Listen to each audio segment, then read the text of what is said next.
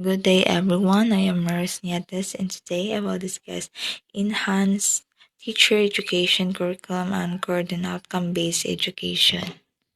So, when we say enhanced teacher education curriculum anchored in outcome-based education, it is demonstrate basic and higher levels of literacy for teaching and learning, demonstrate deep and principled understanding of the teaching and learning process. Our desired learning outcomes is number one, identify the desired outcomes in terms of competencies of the new teacher education curricula.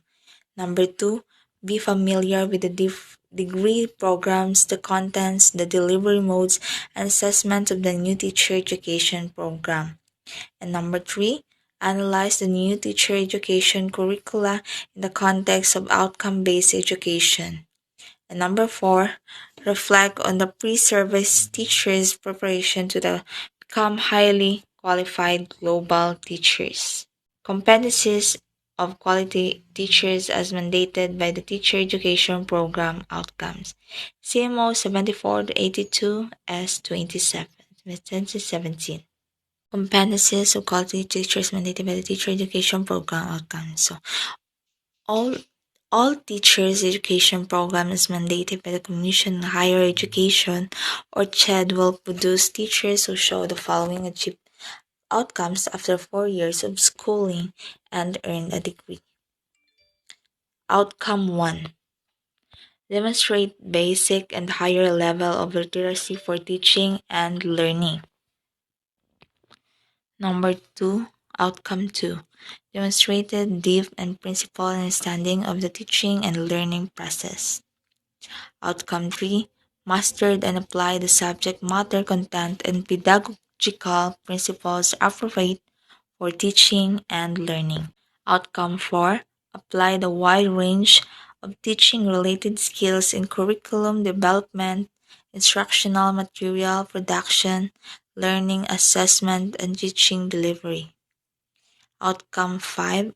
Articulates and applied clear understanding of how educational process relate to political, historical, social, and cultural contexts. Outcome 6. Facilitated learning in various classroom settings, diverse learners coming from different cultural backgrounds. Outcome 7. Experience direct field and clinical activities in teaching milieu as an observer, teaching assistant, or practice teacher. Outcome 8. Created an innovative alternative teaching approaches to improve students' learning. And outcome 9. Practice professional and ethical standards for teachers anchored for both local and global. And lastly, outcome 10. Pursued continuously lifelong learning for personal and professional growth as a teacher. Competencies of quality teachers as mandated by the Department of Education. Order number 42 S20 Standard for Teachers PPS. The Department of Education released a set of teacher competencies that are necessary for teachers who will be teaching in basic education. We shall focus on the beginning teachers' competencies for career stage level 1. Beginning teacher are newly employed teachers who are mostly fresh graduates from college. Ang Department of Education na raw ay nag-release ng mga set of teachers wherein mga fresh graduates from college na kung saan sila ay magtuturo ng basic education. PPST domains with cluster competencies are Domain 1. Competencies on content knowledge and pedagogy. So here, professionals learning of teachers is an ongoing process of knowledge building and skills development and effective teaching practices. So, Domain 2. Competencies on the learning environment. These competencies are organized into four domains: the interpersonal, cognitive, and instructionals. Included under each domain are both high-level competencies and detailed indicators citing specific ways educators can meet each competencies in a personalized, learner-centered manner. So, domain 3, competencies on diversity of the learners. Teacher education candidates are required to demonstrate diversity competencies that demonstrate awareness, understanding, and appreciation for the difference among groups of people and individuals based on ethnicity, race, socioeconomic status, gender, religion, sexual orientations. Domain 4, competencies on curriculum and planning. A curriculum that emphasizes the complex outcome of a learning process, knowledge, skills, and attitudes to be applied by learners, rather than mainly focusing on what learners are expected to learn about in terms of traditionally defined subject content. Domain 5, competencies on assessment and reporting. So in the standards, the term assessment refers to the process of obtaining information about student learning outcomes to guide educational decisions about students, to inform students, their parents, teachers, or other appropriate audience about their progress, strengths, and weaknesses. Domain 6, competencies on community linkage and professional engagement. So, Domain 6 affirms the role of teacher in establishing school community partnership aimed at enriching the learning environment as well as the community engagement in the educative process. This domain expects teachers to identify and respond to opportunities that link teaching and learning in the classroom to the experience, interests, and aspiration of the wider school community and other key stakeholders. And lastly, Domain 7, competencies on personal growth and professional.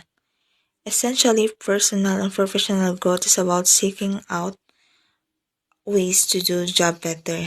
This can include both hard and soft skills.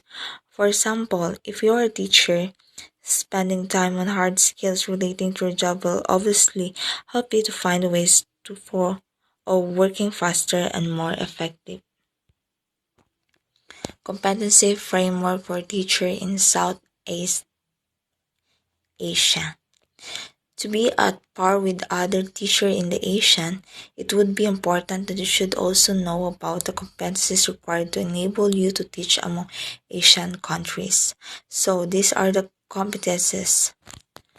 Number 1, knowing and understanding what to teach. So as a future educator, we need to first analyze our lesson before we teach this to our students. Number 2, helping students to learn. So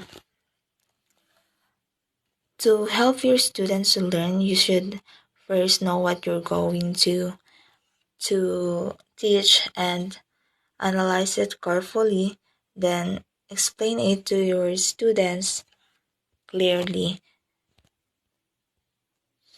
Number 3, engaging the community. And number 4, becoming a better teachers. So as a teacher, you shouldn't only focus on the classroom, but also you should focus also to the community. So PQF level 6 for bachelor's degree. PQF levels of outcomes. And PQF 6 descriptors or outcomes. So knowledge, skills, and values for descriptor or outcomes. Graduates possess a broad level of coherent knowledge and skills in the field of study for professional teaching and lifelong learning. So, number 2, application of knowledge, skills, and values. Application of professional work, teaching in a broad range of disciplining and for further studies. Number 3, degree of independence in a workplace. Independent as a teacher and on teams for related field. Good day everyone, my topic was all about the new features of the teacher education curricula. First is all future teachers will be trained on how to use technologies for teaching and learning. Courses, Technology for Teaching and Learning 1 and 2.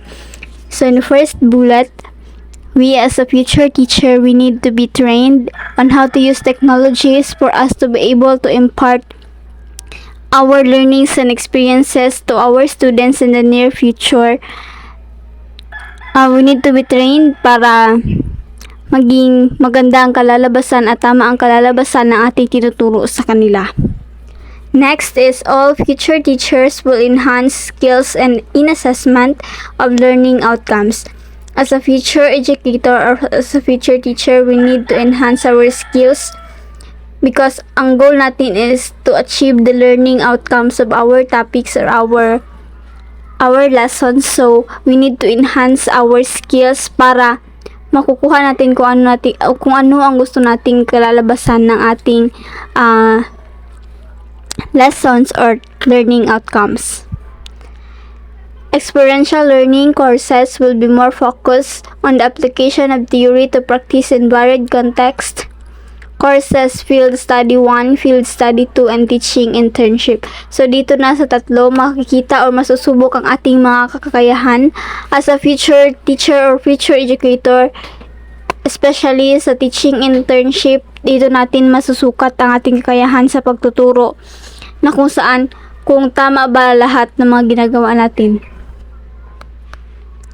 Next is all future teachers in elementary level will be prepared to teach all the subject areas including good manners and right conduct in the mother tongue. So, if you are in a elementary level or elementary teacher, you need to be prepared to teach all the subjects, unlike sa BS Ed or secondary level na you have to focus on your major only. So, in the elementary level, you should include the good manners and right conduct and yung pagtuturo ng inyong mother tongue. There are 2 degree programs that prepare teachers to teach both in elementary and secondary levels. The degrees Bachelor of Physical Education or BPED, Bachelor of Technical Vocational Teacher Education. 2 straight programs which were formerly the specialization in B.Ed or Bachelor of Elementary Education before are offered now to prepare teachers who will teach early childhood education and special education. So, ngayon, sa new curriculum, masasali na dito yung early childhood education and special education if you are a B.Ed teacher.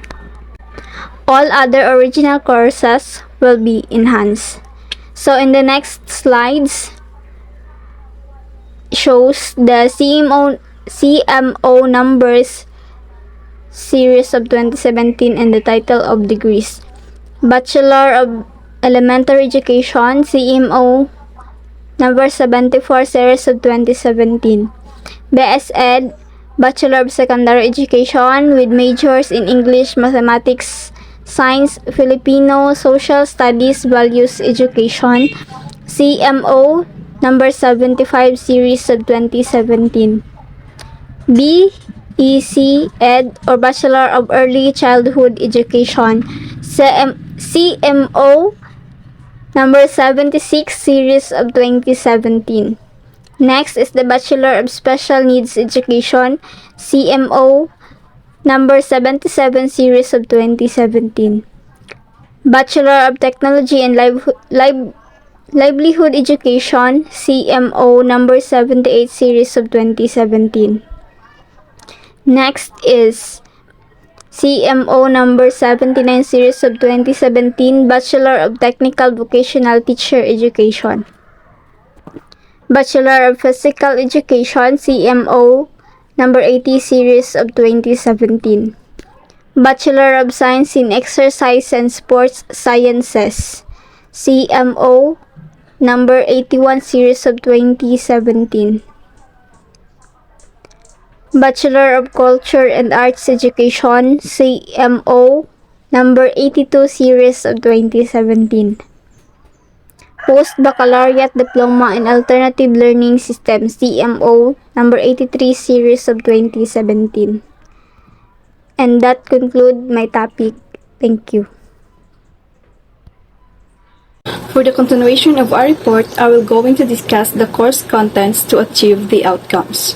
What contents should be taught to prepare prospective teachers in their future jobs? Course contents are means to an end of achieving the outcomes. These are theories, principles, generalizations, concepts, and ideas.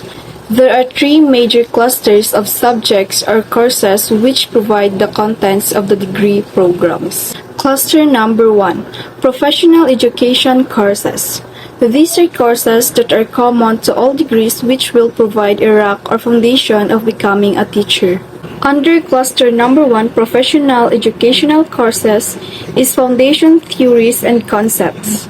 This cluster provides foundations, philosophy, psychology, history, sociology. Subjects under these are the child and adolescent learning principles, the teaching profession. The teachers are the community, school culture, and organizational leadership. Foundations of special and inclusive education. B. Pedagogical content knowledge. The subjects will provide foundation, theory, and practice in the different aspects of learning. Courses under these are Facilitating Learner-Centered Teaching and Learning, Assessment in Learning 1, Assessment in Learning 2, Technology for Teaching and Learning 1, the Teacher and the School Curriculum, and last, Building and Enhancing New Literacies across the curriculum. The last group under the Cluster 1 is Experiential Learning Courses. These are the subjects that bring together theory and practice. First, Field Study 1, Observations of Teaching and Learning in Actual School Environment. Field Study number 2, Participation and Teaching Assistantship. And last, Teaching Internship. Cluster number 2, Major Courses. Major courses are listed for every degree programs as attached in the CMO. This means that there are different major courses for different degrees. The last cluster is cluster number 3, electives. Any additional subjects in other degree programs for teacher education can be offered as electives.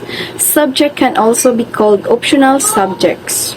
These subjects are not compulsory and you have a choice if you want to study the said subjects.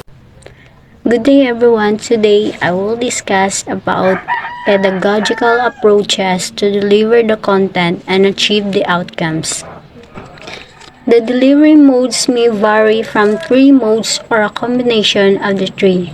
First, we have face-to-face or F2F, a traditional delivery mode where teacher and the students are physically present to hold classes in a designated place.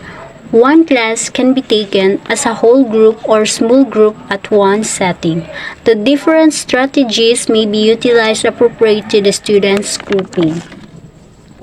So F2F is where the teacher and the student meet in a set place for a set time, for either one-on-one learning or, most commonly, in group class lessons similar to what happens in school. So, face-to-face kay nagamit ang teacher kagang students sa eskwelahan. Second, we have distance learning. It is a delivery mode where the student and teachers are not physically present in the classroom. Either classes are synchronous or asynchronous. Knowledge and skill on technology is required. It also requires independent learners. So, distance learning is the education of students who may not always be physically present at school, or where the learner and the teacher are separated in both time and distance. So, isa sa mga example ng distance learning ay yung sa panahon ng pandemic, which is kailangan natin sumunod sa protocols. Instead, sa school tayo mag-aaral, sa bahay na lang. And through social media like Messenger, Facebook, nag-communicate ang teachers kagang mga students. Unlike sa F2F, nag-learn kita sa school while ang distance learning naman kay nagahimo kita sa mga activities through online and module. Third, we have blended learning. This is a combination of F2F and distance learning. The whole course will be using the two delivery modes and should be reflected in the curriculum syllabi. So, blended learning combines face-to-face and online learning and typically reduces the amount of time spent in class. Blended learning environments allow students to access a variety of media for multimodal learning. Video for visual learning, podcast for auditory learning, and hands-on activities for kinesthetic learning.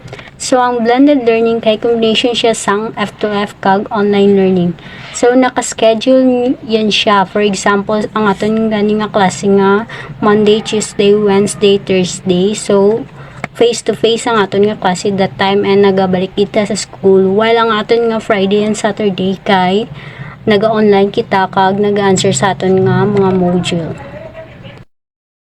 Fourth, we have experiential learning.